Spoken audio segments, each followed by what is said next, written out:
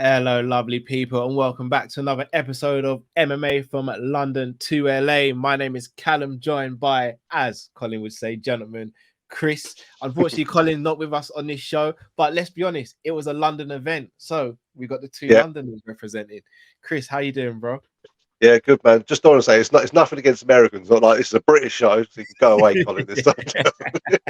He's but probably no, somewhere man, eating fish and chips. He's probably somewhere eating fish and chips. mate. Yeah, man. I love that guy. I love how they just stereotype England so much. But I guess we do it to them as well, man. So do you Yeah, know we what I do. mean? We're just as guilty. yeah, yeah, man. But all Another good, man. UFC London in the books at the O2 Arena. And going into it, let's be honest, no Darren Till, no Leon Edwards, no Paddy Pimblett. Who else we got? No Makayev. Some really big names missing from the card. However, just speaks to the depth and the wealth of talent in the UK at the moment. Obviously, no Jack Shaw as well. Sorry for getting Jack Shaw. But look how many great fighters were still on the card. You had Nathaniel Woods. You obviously had Tom Aspinall, Paul Craig, Molly McCann. An absolute fire night in London. Chris, in terms of this card, how would you compare it to previous cards in terms of the actual card itself, the promotion in the lead up, and the atmosphere on the night, as well as the fights? Yeah, man. It was a weird one for me because a lot of people were telling me like, yeah, the UFC cards, the one before last, where Paddy and Molly are on the same card. It was a mental card. Everyone was getting knocked out left, right, and centre. And they said maybe these last couple two have slowed down. I said they haven't slowed down. Do you know what I mean? It's just that you're seeing levels evolve, man. Do you know what I mean? You're seeing well matched fights, and they're like, okay, yeah. Do you know what I mean? So we need to educate these people, man. Do you know what I mean? But I thought it was well matched fights all the way through. Do you know what I mean? I'm not as an experienced matchmaker as him, but I'd be happy with that card. I think people might look at the main event and not think that, but Tybura's he's a bad mofo, man. Do you know what I mean? So yeah, mate. But yeah, generally, mate, I thought it was really good. Like, as in, you could tell the atmosphere wasn't always there. Did you notice that? It's a bit empty in there, man. Yeah, It's a shame, man. I hope that's not the case because it was a bit weird. Like there was points where it was a bit flat. Even when like when the UFC, they do a really good job of this as a pan to different celebrities and fighters in the crowd and stuff, and it usually gets the crowd really going. But even like it fell a little flat as well. I mean, MVP, who's just become a free agent, is in the UFC arena. Like that should have just gone crazy in the arena. Like I watched MVP at Wembley when he fought in his Bellator fight, and the place was rocking. It was loud. So you'd have thought seeing him there at a UFC event, like that would have just sent everyone going. Even Paddy's reception was kind of muted. So I think it was a weird one until I think Paul Craig got that finish, and then things started. But then it went flat again when Molly lost, and then picked back up. So it was a bit up and down. But I think it didn't help that it just took a while for that place to fill up. I thought, it's really, really worrying. Actually, really worrying because it damages chances of coming back more regularly. But what I noticed, because I had mates who were there, and they said, "Yeah, man, this place is half empty, until like halfway through the main card, and they actually got 2 tickets, not cage side, but in like the centre circle, like down the bottom floor. Do you know what I mean? Seats there, paid £30 for them each. Do you know what I mean? On the night. Yeah, I know another guy put on Facebook he only paid 30 quid. No, the day before. Yeah, man, for a ticket to UFC, decent seats, took a picture. Yeah, man. Yeah, man. I was just like, wow. And like, when the second person did it also, I was like, wow, this is actually happening. Like, man, they're just trying to shift these tickets, mate. But they made a 2.5 million gate, I think they said. I can't remember exactly. So someone paid loads of money. That makes sense though, because again, when the tickets came out, because it's quite close to me, I thought, yeah, let's see what I saw the ticket price, and I was like, I can't justify that right now. I could not justify paying that sort of money. So there may have been other people like me, and then obviously tickets went on sale last couple of days at a cheaper price, and people picked them up. But is there a danger of becoming a little bit snobby in London if we're not filling up the O2 at least during the prelims? Because that's kind of not like us. Well, Dana White said it about us. Dana White said about the British, didn't he? He says, like, those guys are there from the start, from the prelims, from there from the minute the place is roaring, blah, blah, blah. And I'm thinking, we usually are that. There was plenty of support for the actual fighters. You could hear that. You know what I mean? Like, they see the people they brought with them. But I know what you mean, man. The Raw wasn't there, and you never know, mate. It's just maybe people weren't as excited about this one because, as you said, some people who don't watch the sport a lot, who just go on the one-off, the people who hear about Paddy Pimblett. Do you know what I mean? I mean, Makayev, he brings a lot of the people in as well. Yeah. You know, so that might be the issue as well. But at the end of the day, mate, they put a great card on, in my eyes, which is the most important thing. I You enjoyed know it. what I mean? Like the UFC got loads of money, man. They're all right. It's only a fight night. They'll get over it. And but yeah, mate. Just even from the beginning of and the other thing I would say, sorry, the weird one is that a lot of these people on this card, it's like I've known for a while. I've got them all on Facebook. I've dealt with them when Yeah. matchmaking. You know, dealing with them and their fighters at their gyms and stuff. Like Nathaniel, I messaged this morning and he sent me a message back and everything. It's just little things like Oh, that. man. Yeah, because I've been like just going to gyms and interviewing and stuff like you have yourself for a while. You end up meeting, especially with matchmaking, dealing with Yeah. coaches like how to get in their fighters, like getting their tickets sorted and then if they pull out, find replacements. So you're always chatting with them, you know. Yeah. Yeah.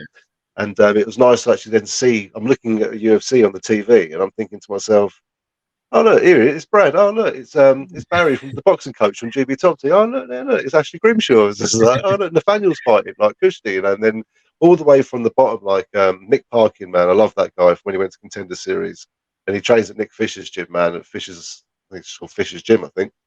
And yeah, man, I know we'll go into it in a minute. I'm waffling on a little bit, yeah, No, but it no, was go nice. for it, man. This is the insight that the people want.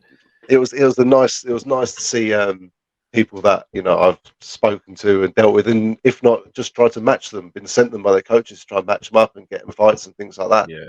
And it's nice to see they've gone from the scene that I'm dealing with at the lower end, actually making their way straight up there, which is it's just nice to see, man. You know. Yeah, that is incredible. Can I just quickly pick your brain?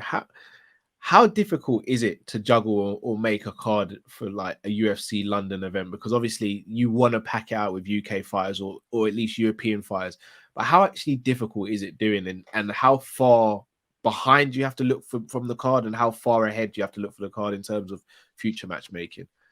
Yeah, the thing is, if I'm matching a card like every couple of months, and that's like, put it this way, man. If you do say 10 cards a year, yeah, which they do a lot more than that, yeah, Yeah. that's like doing 10 weddings a year, setting it all up. Oh. Yeah, but the biggest stress on the local scene is ticket sellers, and luckily the UFC have enough behind them. They don't Yeah. need to. They can get a lot of organic sales, opposed to we're relying on the fighters to sell tickets. Because not a lot of people are just going to walk in, and I can't spend 5-6 grand on marketing. Do you know what I mean? And things like that. So yeah, man, that's one less stress they have to get in my eyes, and also they've got contracted fighters as well. Mm. We don't contract people in on the regional scene, so they've actually got a list of fighters to just go, right, you. I have to not chase, but message coaches, and they send me their lists of fighters that I have to match and stuff like that. But Yeah. imagine if you literally had all these contracted fighters in all different categories, and you could be like, oh man, I'd love that job, mate. But the downside is the last minute pullouts, mate. That is the Yeah. downside. Okay, Yeah. yeah, that is the biggest downside, and it's very stressful. But it is what it is. But the UFC can pull it off because they can always everyone's going to take the opportunity to fight in the UFC, aren't they? Let's be Yeah. serious. Yeah. You know what I mean? But they can afford it, man. But it's still not. I'm still saying it's not stressful. I'm very good friends with the Cage Warriors matchmaker. I won't go into too much, but yeah, it's a stressful job. Put it that way. Yeah. I Matching can multiple imagine. cards. Like as fans, we sit there and we do matchmaking, fantasy bookings, and things like that. But we only book effectively like main cards or main events.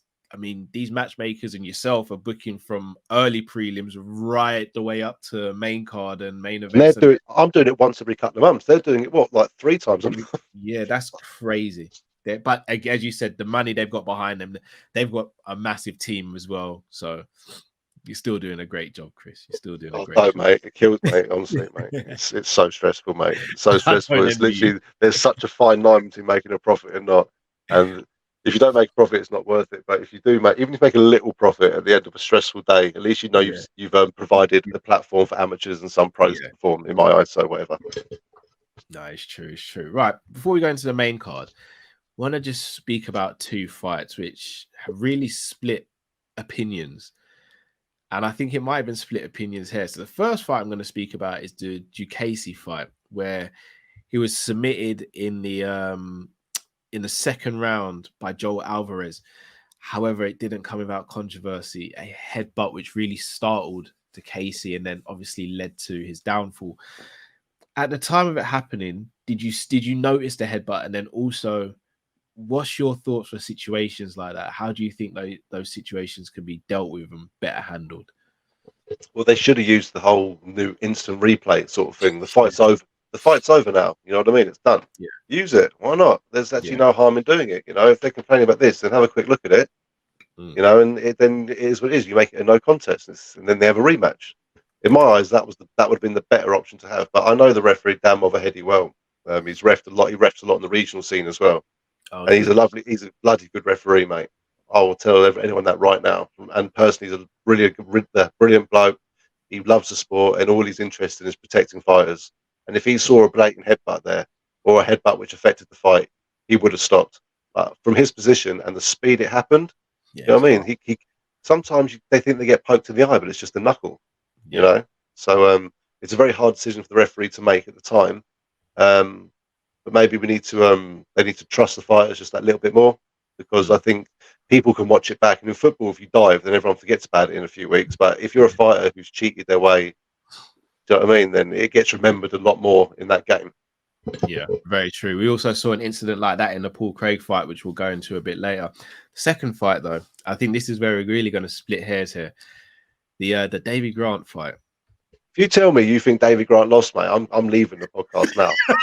Do you know how much money I lost on that? Yeah, I had a 9 accumulator, right? Okay, every single one I got right. Yeah, even the Molly one. I love you, Molly, but that girl's just amazing. Yeah, right.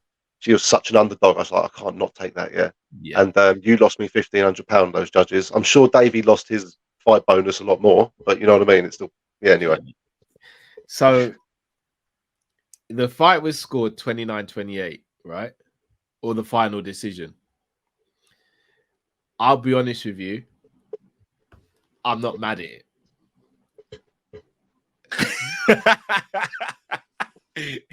And that was the end of the show, people. Thanks.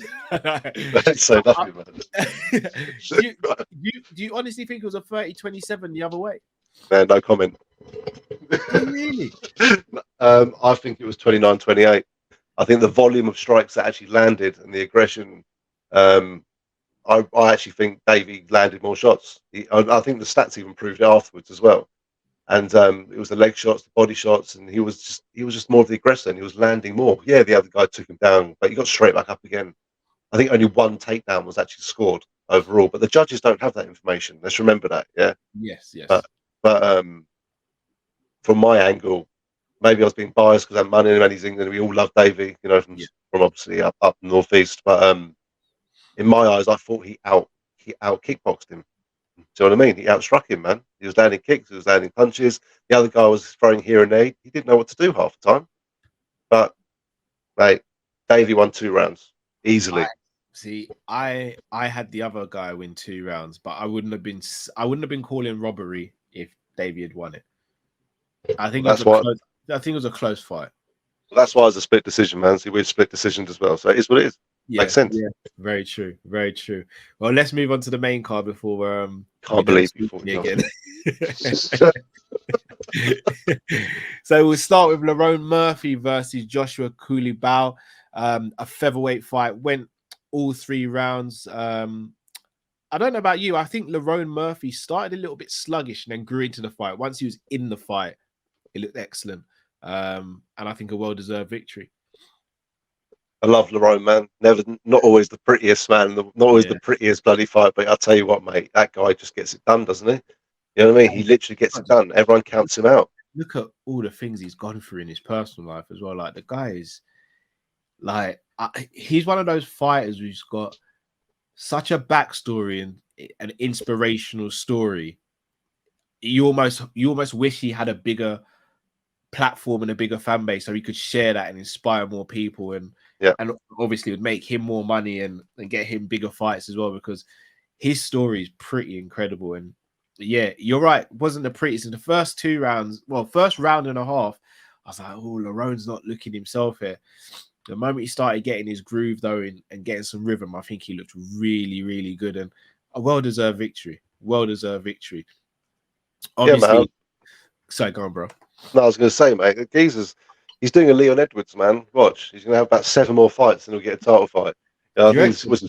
yeah, he's 5-0. I think was he? Let's look at I think I'm pretty sure He's he's a big 5-0 in the featherweight as UFC, well, man. though, isn't he? He's a big featherweight as well. Yeah, man. Yeah, but I don't think he struggles too much with the cut. But I'm not in No, there you with can him, see to how be honest with disciplined he is. You only have to look at his physique to see how disciplined the guy is. So you. Yeah, man. But win over that guy was a good win for him. I'll tell you, that geezer's solid, man. Do you know what I mean? But the way he did it as well, the geezer gave him trouble, and you don't see Danny Robertson loads of trouble too often. But yeah, mate, he pulled it out of the bag for sure. And his last fight was close. It was a split decision, bit of unanimous decision this one. But man, the guy, but what was it? Was it Amikani, wasn't he? Knocked him out, didn't he? Knock him out? I can't remember. No, yeah, it was a knee or something. Yeah, knee. It says here, yeah, round 2. yes, yeah, I the knee. mean, I want to see that guy back again, man.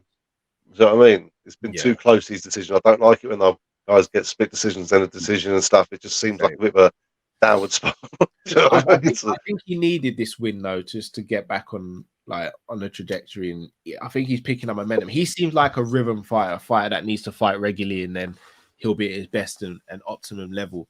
I think taking fights at a bit of a distance away from each other, and obviously he's had stuff going on in his personal life. I think if he can get a rhythm and start getting regular fights, I think we're going to see the best of Lerone. Yeah, I think you're right. Actually, that's probably a better way, better than what I was thinking. I completely agree with you, man.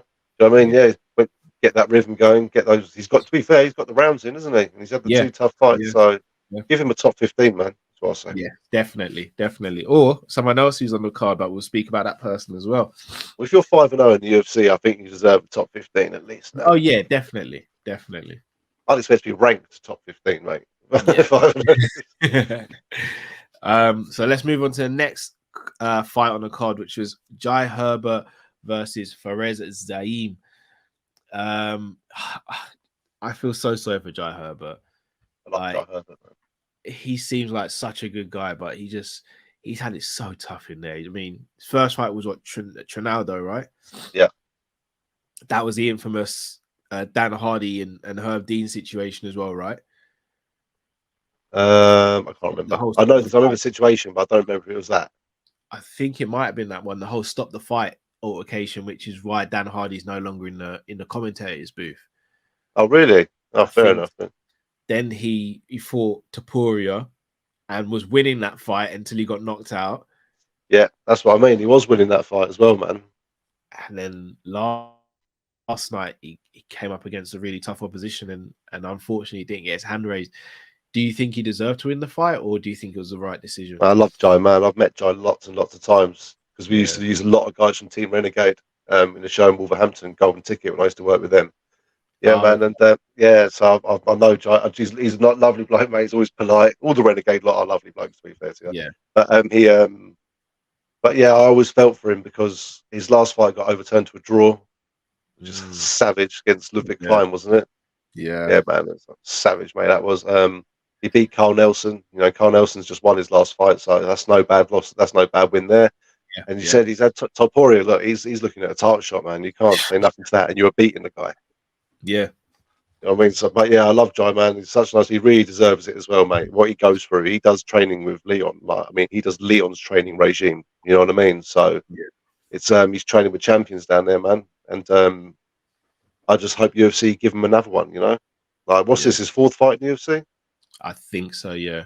Yeah, so he'll have another couple of fights still in his contract for sure. Yeah. So yeah, I was fingers going to say crossed, I'd man. be very shocked if he's released. I'd be extremely shocked if he's released He's the because Black he's Ocean not. banger. Yeah, he didn't. Yeah, but he didn't get washed in this fight. It was a close fight again. So Yeah, again, I thought he could have won that fight. I thought he had the win. I didn't think he had it 100%, but if he won it, I wouldn't have been surprised. You know what I mean? But it's one of them things, man. Coming up against a hungry opponent, man. Good fight though. It was a great fight.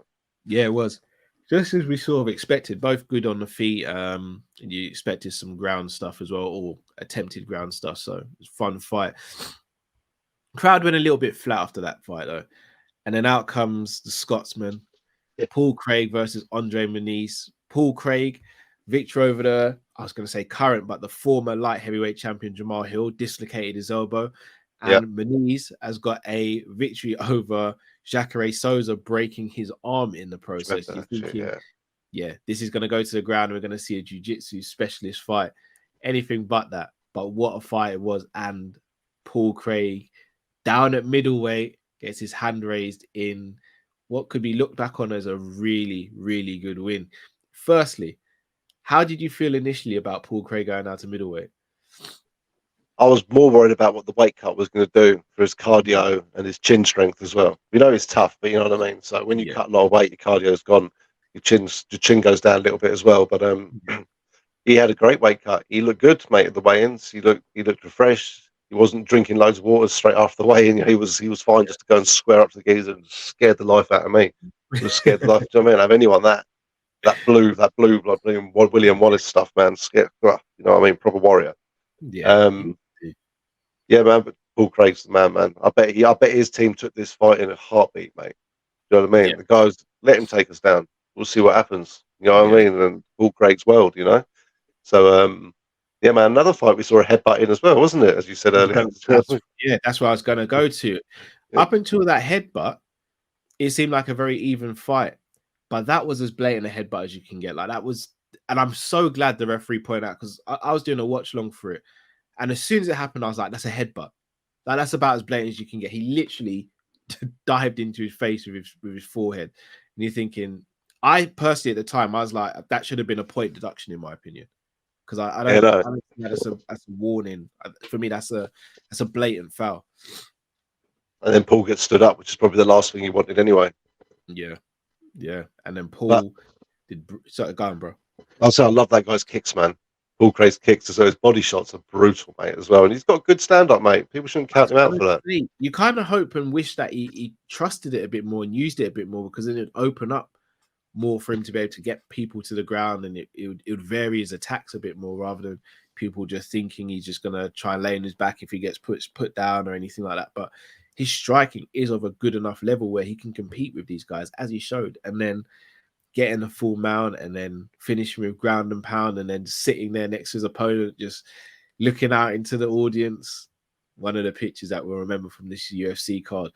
But looking at Paul Craig now, just one. I said last night, I think he should have called out Vittori. I think Vittori's Vittori, ranked fifth. yeah, Vittori's busy, man. He's busy getting healed up from his last fight, I think, man. I know, but I think him and Vittori, I would have called for Vittori personally if I was Paul Craig. I think he Yeah. can aim for that because you could effectively beat Vittori and you could be next for a title shot. Vittori going to take that fight, though. That's a hard one to Not, accept. potentially not, but if you don't shoot, you don't score, right? He needs that win to get back to be able to climb back up that ladder, I think, Vittori. So, if anything, it might. I think Yeah. but Vittori, if I'm not mistaken, has pretty much fought everyone above him. I don't know off the top of my head, but yeah, he's fought a lot of people. The only way is up really for him to fight the same people below him. Do you know what I mean? But he's not going to be able to do that after that loss. So yeah, So maybe you're right. I mean Vittori, nice. Vittori's fought Cannonier and Whitaker and lost both. Duplessis above him. That's it. It's only Duplessis, and he's obviously fought Izzy twice and lost both times. Below that, so Paul Craig now will effectively go into the top 14 because Muniz was ranked 14th. He just beat Muniz. Above him, you've got Imavov, you've got Gastelum, who's matched up already. You've got Brendan Allen, who just fought. You've got Hermanson, you've got Delice, you've got Brunson, Costa, who's matched up, Strickland, Vittori, Cannonier, Whitaker, and then Duplessis and the champion. Of those names, if it's not going to be a Vittori or one of the people that's matched up, who would you go for Paul Craig? Who was that countdown from the 10 again to like the 7? I'll go 10 to 7. My memory's terrible. That's all right. Jack Hermanson, Delice, Brunson. Yeah, that's the one. Brunson. I'd like to see that fight. I think he's Brunson going to fight again though. I don't know, man. I don't know. You don't maybe you know they do. They take a bit of time out sometimes, man. But yeah, I don't know. I'm not too sure in his situation. To be fair, I know he's looking to take a bit of time out, but nothing's really been said about it. Does Brunson get you up the ladder though? Because I'm not being. I hope this doesn't get taken out of context. Brunson is becoming a bit of a gatekeeper, and a gatekeeper that's not keeping the gate too well at the moment. Well, as a manager of fighters myself, I tell my fighters it's not an easy fight, but it's an easier fight, and get into that top 10 rankings. Fight someone ranked who's not gonna, do you know what I mean? And then start looking above you.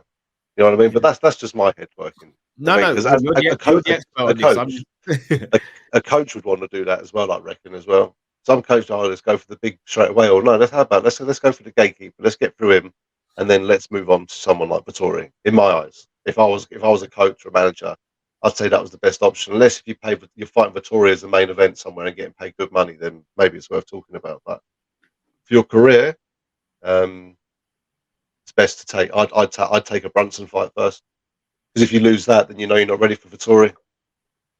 very true. Very And you true. ain't gonna. And it's but then if you lose against someone like Vittori, is it more expected than thinking, oh, that's the end of you now? Yeah. Hard one, man. It's a tough one. Do you think Paul Craig will get a title shot at middleweight before his career ends? I hope so, man. It's a very up and down career for him. You know, at one point he was obviously on a nice little streak. Do you know what I mean? But then just lost his last couple, didn't he? You know, no, Yeah. his last two out of four or something like that. You know, so he needs to get a bit of a streak going again. You know, but I think Yeah. the middleweight division's where he can do that. But he said in his press conference that he he's not done with light heavyweight yet. If the right opportunity Oh, comes, then he'll go back to light heavyweight. You know, and fight there. He said, "I'll fight in both divisions, depending where the fight is and who the fight. And make sure the fight's right." such a warrior, man. Guy is such a warrior. Yeah, Well, moving on to the next fight, which in my opinion was fight of the night, even though it didn't get fight of the night officially, and that is Nathaniel Wood versus Andre Touchy Philly. What a fight! What a fight! Obviously, over the moon with the result. Nathaniel Wood gets the W.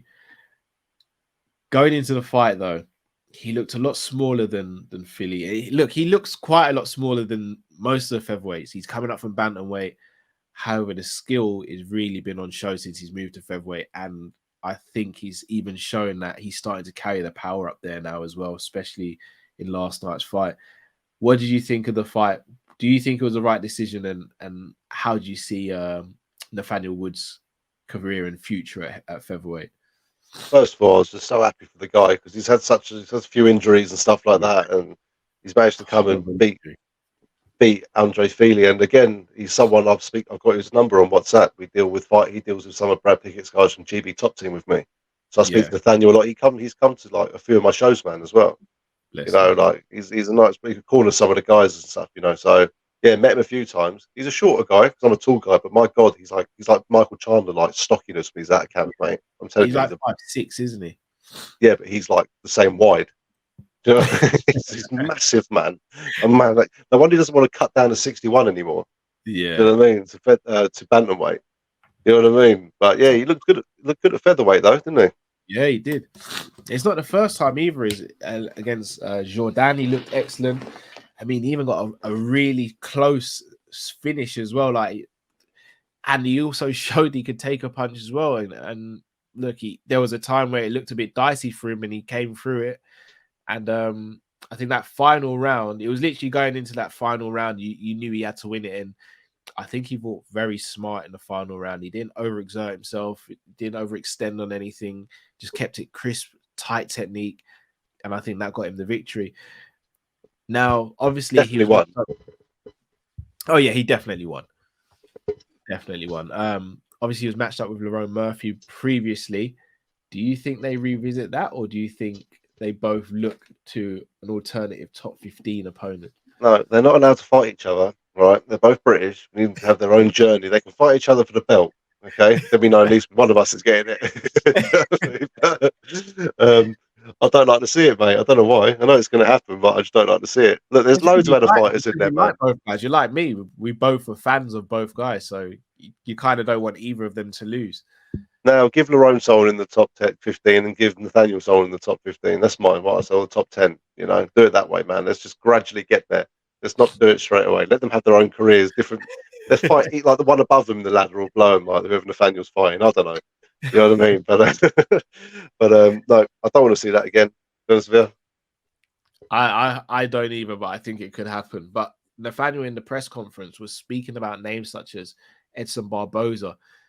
If it was to be someone like Edson Barboza next, how would you look at his chances going into that fight? No, man, he's good. That left, isn't it? It's that left hook. Edson's not small, man. He's a big old He's boy as well. But I big. think Edson's obviously known for throwing his leg kicks and stuff. Yeah, right. So if you see how many times he throws a leg kick, but if Nathaniel comes over with that left hook, which he's so good with off a leg kick, mate, it'll knock him straight out. He'll drop him. He drops Feely with it. You know what I Yeah, mean? And he will drop Barboza with it. So maybe that's not a bad game plan for them because they know they're not going to get taken down too much against Barboza. He's going to want a stand up fight. mm, That's the thing I miss from Nathaniel. I don't think he shot enough. I don't think I think it was very much a kickboxing fight, you know. But there's nothing wrong with that, you know what I mean? But I just think when Feely's a taller fighter, hey, hats off to Nathaniel. You won the fight against a taller fighter yeah, on the feet. yeah. You He know, did. and Feely was giving him a lot of grief, saying he's a smaller man, like he's too small. That's why there's weight divisions. Well, I think Nathaniel definitely won that fight. You He know, did. He did. started off a bit shaky in the first 20 seconds when he got dropped. I was like, oh no. Yeah, yeah. I was like, oh no. I was You know really what I, worried. you know what I mean? I can just imagine Brad's face now in the corner, just like, my God, just kill me now. Yeah, You know what I mean? But but yeah, mate. Nathaniel's got big things coming, mate. I think someone like Edson would be a good fight for him again. Not a gatekeeper of sorts. You know what I mean? Nowadays, like as you said, a veteran. yeah, Um, I think that's a good step to do for taking on someone even bigger. Because let's be honest, Feely's a massive, massive opponent. He's his hardest opponent yeah, to date. yeah. And if you walk through him, then yeah, look higher. But you didn't walk through him. You know what I mean? So that's why you've now got to sit back and think, right, let's not get too far up that ladder, in my Yeah. opinion. No, I completely agree. Big fan of Nathaniel. Always been following him since Cage Warrior days when he'd fight at bantamweight and he'd be he'd be in fights where he'd look like he was just about to get stopped, and then the next thing you know, his opponent's lying down on the floor, knocked out or half knocked out. So wish him nothing but the best. On to the next fight, which was the co-main event of the evening, and not the result people wanted. It was Molly McCann versus Julia Storyenko. Sorry, Stolyarenko. I hope I'm not butchered that name. But she came in and I'll be honest, she did what a lot of people thought she would do, but kind of kept it to themselves. I'll be honest, I kind of said that I thought she would lose, as in Molly. I thought she'd lose this fight. Not that I wanted her to. I'm a big fan of Molly, but that was not pretty to watch, man. That armbar looked brutal, and it almost looked as though her arm was going to be broken. And even when they did the finalities of calling out the fighter who won, you'd see she couldn't even extend the arm; she was still holding it. Bad, wasn't it? Yeah, I mean, second defeat to an arm submission. Obviously, Erin Blanchfield, who is one of the best in her division, one of the best women's MMA fighters. Period. Losing to Stolyarenko. What do you think's next for Molly? It's a hard one, isn't it? Mm, Storolenko, because going into that fight, Storolenko was 1-5, 1-5 in the UFC. You know what I mean? She only won one fight out of her 5 fights in the UFC. Obviously, she's tough as nails because she wouldn't have been kept on. You know yeah, what I mean? She would have been kept on to keep fighting there. But she got, unfortunately for Molly, she got caught by an armbar specialist in the most perfect position with the cage there and everything like that. It was just perfect. Do you know what I mean? The way it was, the way it happened, the way her arm was positioned. You know, it's just unfortunately she just fell into something which was a nightmare. You know, and I think Molly, if it was on the feet, could have kept on beating her and stuff. Even if she was on top of her, she could have beaten her. But yeah, the fact that when she got that in, it was just like you just knew it was the beginning of the end. And when I saw Molly tapping, man, I was devastated. Oh man, I felt for her, you know, trying to bring the hype and everything like that. And I don't know where she goes from here, mate. She'll stay in the UFC, of course she will. You know, it's yeah, not. I don't think anything like dramatic like that's going to happen. You know, she has had an up and down career, but she's one of those fighters who comes to fight and bring, you know what I mean, it brings an atmosphere. But she's lost her last couple. She won her last three before that. You know yeah. what I mean? So yeah, man, let's see who they give her next. You know? Yeah, my heart goes out to Molly. You could see the disappointment and just heartbreak when she was standing there with the referee. If I'm not mistaken, Jason Herzog was the referee. He's been under a lot of stick for this one because obviously the armbar was held for quite long. I don't know if you're like me, but I don't really. Everything in slow motion looks worse than in real time. You can tap seven, like I think it was 7 times he tapped before Herzog jumped in. You can actually tap 7 times in a very short amount of time. Yeah, But not just that. Is your if you're holding someone in an armbar and you feel them tap 7 times, is it not your duty to let go? yeah, I think so. But I don't think she was pushing it much higher. I think she was just more just holding it there in the end, wasn't she? But the thing is, Molly's body weight was going over with it, which wasn't so twisting and all sorts of things. But yeah, it's a high look. It's not like a blooming. It's not like she held on to it when the ref was trying to pull her off. You know what I mean? But yeah, the refs can get in there quicker. But again, he's probably like all of us didn't expect that to happen to Molly. Looked like she was getting out of it, but the next second, her arm's been grabbed. I Oh thought no, she was about to roll out. Oh no, I didn't. As soon as she got caught in that situation, I just saw it and I was like, she's gonna grab the arm. She's grabbing the arm. She was in such a bad position, as you said, up against the cage, just scrambling, but not really getting out of the scramble. It just looked really bad, and unfortunately, that's what happened. I think if they're gonna match make Molly again, I think you've got to give her a striker next. I think you've got to, or else you just. And I know, look, you can't sugarcoat and you can't nitpick and cherry pick opponents all the time, but you can book favorable matches sometimes just to get someone's confidence back up and get them going. I think she needs to fight a striker next. Yeah, that's it. But this is the UFC, man. They're all very good in all areas. Yeah, put me against a striker, fine. That's what you want. I'm going to take her down. Yeah, you know what I mean? Because that's what they're not going to expect. And I get asked that a lot by some coaches, mate. When I match fights in the regional card, they need a fight to get their confidence back. Not an easy fight, but a favourable fight. It's like, but then you try to convince the other person to take that fight. Yeah. You know what I mean? You try and convince that person, but someone might want that opportunity to beat Molly in London in front of her home fans or whatever, to get their momentum going, because Molly brings a lot of eyes. Yeah. She brings a lot of eyes. And it was unfortunate for her. But you know what? She'll be back on the card with Paddy again. The fire will be back, and she won't give up, man. She's doing good things. She's coaching the UK Four Nations, the Four Nations amateur. She's part of the UK coaching team, England coaching team. Sorry, so she's doing a lot of things on the side as well. Indeed. All the best to Molly, and congratulations to Julia as well. Right, onto the main event. A year ago, almost to the day, he stepped in the O2 Arena, the Octagon, to fight Curtis Blades, where it almost seemed as though if he had won that fight, he would have been the #1 contender in the division to take on whoever would have been the champion at the time for the heavyweight championship of the world. Within 15 seconds, he's on his back, holding his knee, and we all are fearing the worst. And the worst pretty much happened. He had to have surgery. He was out for just under a year and made his return. Booked a fight against Marcin Tybura. Everyone's thinking, favorable fight for Tom, but Tybura is very difficult to finish. Maybe he gets 5 rounds here. Tom says, hold my beer, because I'm not here to get paid per round. I'm here to get paid per fight.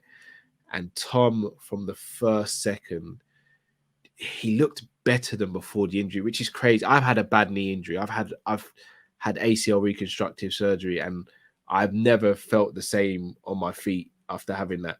Tom looked better than before he had the injury. That's scary. That man is scary. To be 6'5", and everyone talks about Cyril Gane's movement. Maybe it's recency bias. No one moves better than Tom Aspinall in that division, because he moves with a purpose. He's in and out because he's seeking to destroy, whereas Cyril Gane's in and out looking to point fight. Tom Aspinall looked phenomenal last night, and the finish, just the 1-2 straight down the barrel, was just like, it was a thing of beauty. It was perfect technique, and the celebration, all the emotions after it. But the talk quickly became, can he beat John Jones? Now, I know you're a massive John Jones fan, but I also know you're a massive Tom Aspinall fan. So, Chris, I'm going to put you in the hot seat here. Can he do it? Can he beat your GOAT? No one can beat John Jones.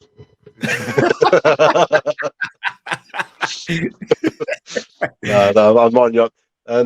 Everyone always meets their match at the end of the day. It happened to Anderson Silva.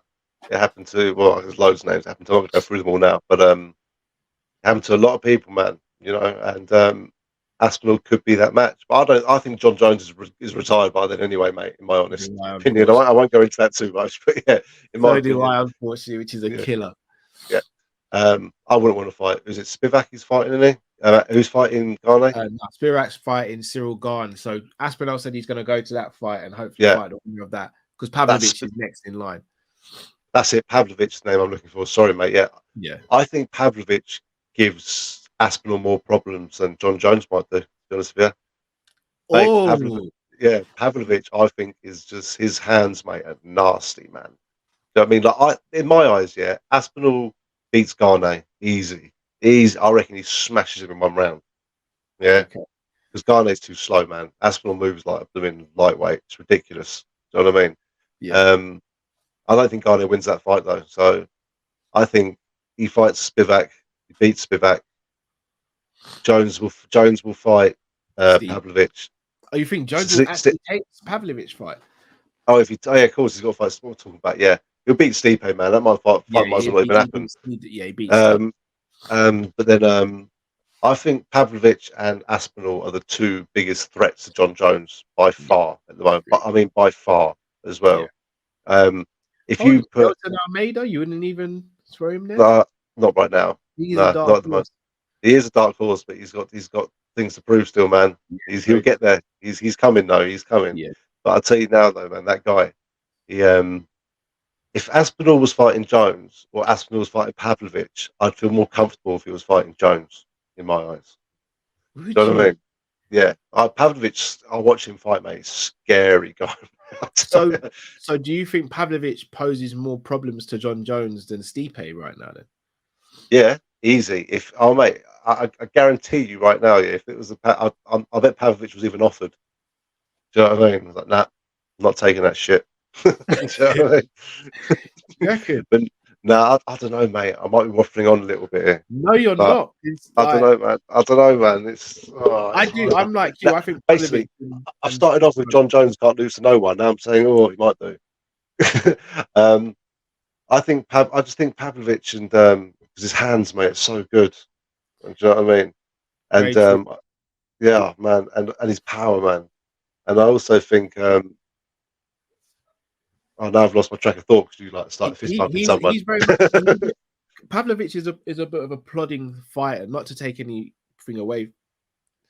So yes, he's got thunderous power, like crazy power. But can you even catch Aspinall?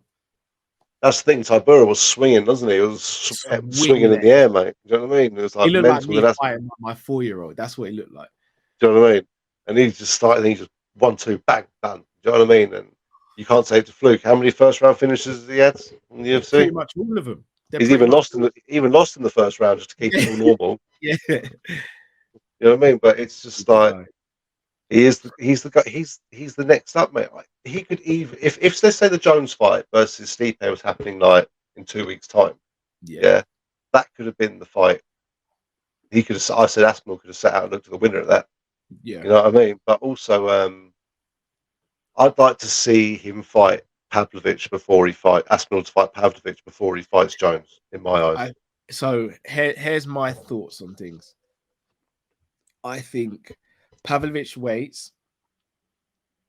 I think Jones beats Stipe, retires, vacates the belt. I think Aspinall and Pavlovich fight for the vacant belt. yeah. But then who brought back the winner of Garnet and Spivak? If Garnet wins, then yes. If Spivak wins, he fights Pavlovich. No, I don't think so. Even if Garn wins, I still think it's Aspinall Pavlovich. That'd be a great fight. Scary. I couldn't even watch that fight, man. Oh man, imagine Aspinall winning the heavyweight championship, man. Amazing. But I think Aspinall beats Pavlovich. I think Pavlovich is the worst fight in the. Sorry, I think Aspinall is the worst fight for Pavlovich in the heavyweight division. But I think Jones is potentially the worst fight for Aspinall, and I think Pavlovich is the worst fight for Jones. yeah, I know what you're saying. I think that's what the conclusion I was sort of trying to come to. You know what I mean? We were talking earlier about. Yeah. I don't know. I just think Pavlovich is more dangerous than Jones. Jones' wrestling is very good, but look, mate, we've only seen Jones for what, like a few minutes, man. His last fight, and when he was standing up, he looked heavy, mate. You know when he was in his light heavyweight, man, he was bouncing around. He looked very. I'm not saying he looked bad, but he looked heavy. He looked very sluggish at times. When he took him down, it was almost just like just put my body weight on you and push you down to the ground. You know what I mean? And even the choke, it was obviously he done him. Do you know what I mean? But I mean, even that looked You're like not it was catching just too easy. or one of them. No, do you know what I mean? So it was very hard to judge how John Jones has come back from that last fight, in my eyes. You know what I mean? In that last fight, it's quite hard to judge the level he's at, but I'm sure he's at a serious level, mate. I love John Jones. I think he's the best of all time. He can get on the gear one weekend and beat Daniel Cormier the following weekend. He's off his head. You know what I mean? There's something wrong with that guy. But no, man. I think you're right. Jones retires. Pavlovich versus Aspinall. I agree. Right, before we wrap up, one word answers. Gonna do predictions for the main card of next week. So, literally gonna do this in 2 minutes. Right, First name that comes to your mind: Chiesa versus Holland. Who wins? Holland. Second fight: Ferguson versus Bobby Green. Ferguson. Oh. Wonder Boy versus Michel Pereira. Wonder Boy. Blachowicz versus Alex Pereira. Do you know what?